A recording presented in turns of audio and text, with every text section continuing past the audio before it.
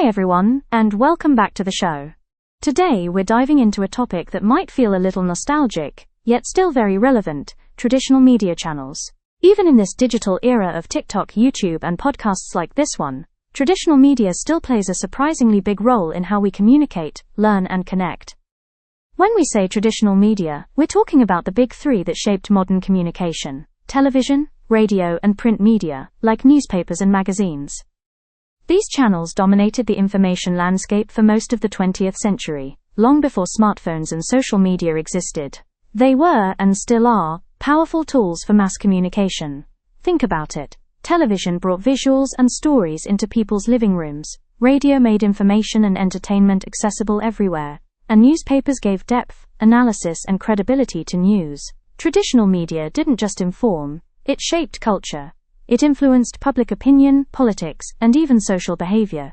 TV shows defined generations, newspapers held governments accountable, and radio connected communities, especially before the internet was even imagined. For decades, these channels were considered the most trustworthy sources of information, because they were usually run by professional journalists, editors, and producers, who followed strict editorial standards. Unlike today's fast-moving online world, traditional media was slower, but that slower pace often meant more accuracy and depth.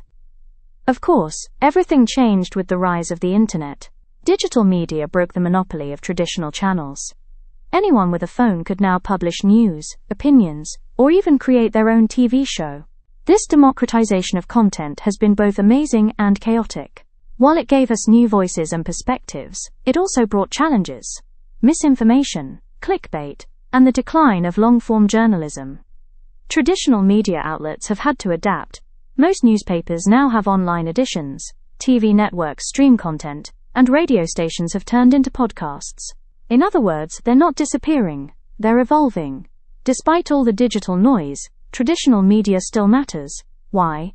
Because credibility and structure still count. When something big happens, a crisis, an election, or breaking news, people still turn to established TV networks or respected newspapers for confirmation. They provide context, accountability, and verification, things that can be missing from quick social media updates.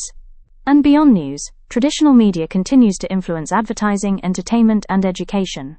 It's like the backbone of communication, even as new muscles keep growing around it. So in a world obsessed with going digital, traditional media remains a steady reference point, reliable, familiar, and still incredibly influential. It reminds us that communication isn't just about speed, it's about trust, quality, and connection.